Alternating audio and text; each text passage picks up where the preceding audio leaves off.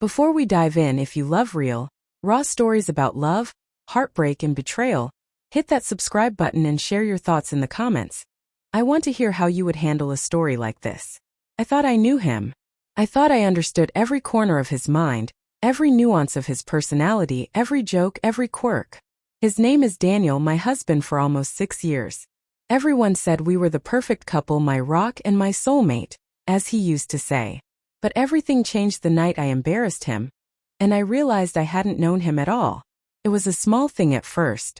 We were at a family dinner surrounded by people who adored him, and I made a careless joke about his tendency to overplan every single thing, from our vacations to what he wore. I laughed.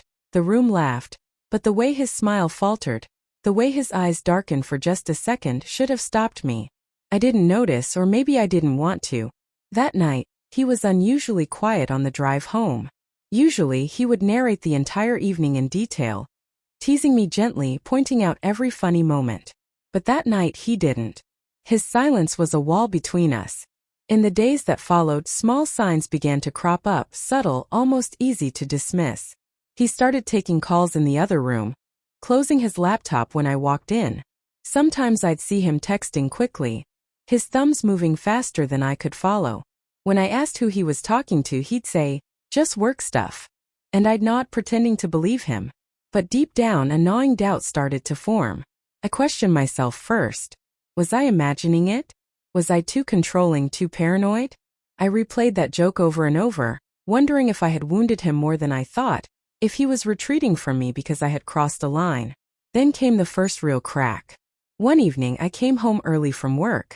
Daniel's car was gone, and the house was quiet. I noticed his phone on the counter unlocked. My heart sank when I saw a series of messages from someone named Sophie. Messages that were intimate, casual, familiar. I froze, my hands shaking. Could this be real? I wanted to close the phone, tell myself I was reading too much into it, but I couldn't. I saw words like, "miss you," "wish you were here," "can't wait to see you again." My chest tightened, and suddenly every memory, the shared laughter, the late-night talks, even the quiet mornings over coffee, felt tainted. That night I confronted him gently, because I didn't want to start a fight, but I needed the truth. "Daniel, I saw the messages. Who is she?" He looked at me for a long moment, a mix of guilt, sorrow, and something I couldn't read. I didn't mean for it to happen. I wasn't thinking. I got lost in someone else's attention, and I failed you. My anger rose like a tidal wave, but underneath it was a raw, painful ache. You failed me? You lied to me behind my back. Was anything we had real? His voice shook. It was real. Every memory, every laugh, every morning coffee. But I made a mistake. I let someone else in where I should have talked to you. I'm so sorry. I wanted to throw him out, scream, cry. But I also wanted to understand. I wanted to hold on to the man I loved, even if that man had hurt me in ways I couldn't have imagined. I thought about the nights I had laughed at his jokes, the way he held my hand, the little rituals we shared. All of it was still real, but so was the betrayal. Over the next weeks, our home became a landscape of quiet tension. I caught him glancing at his phone nervously, shutting down conversations when I asked too many questions. I questioned myself constantly. Had I caused this somehow? Had I pushed him away with my careless words? My mind replayed that joke at the dinner table endlessly, the one that had seemed harmless at the time, the one that had been the spark. Finally, one rainy evening, we sat across from each other in the living room, the light muted and cold. I could no longer carry the weight of unspoken questions. "Daniel, I need to know why. Why her? Why not tell me? Why lie?" He took a deep breath, his hands trembling slightly. "I'm ashamed.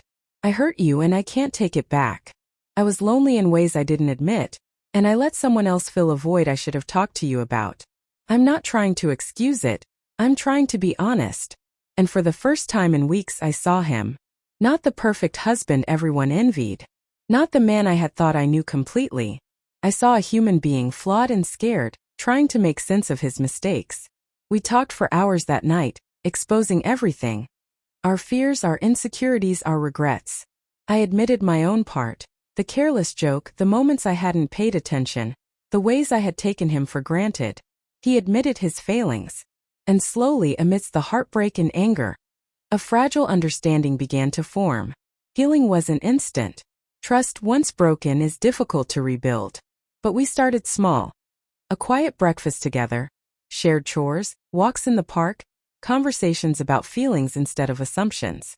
The laughter returned, tentative at first, then genuine, carrying with it a sense of cautious hope. I learned that embarrassment can change people, not always in ways we expect. It can break down walls, reveal truths, and expose the parts of ourselves we hide even from those we love. Daniel wasn't perfect, and neither was I. But we found a way to navigate the cracks, to confront the betrayals, to rebuild the fragile trust that remained.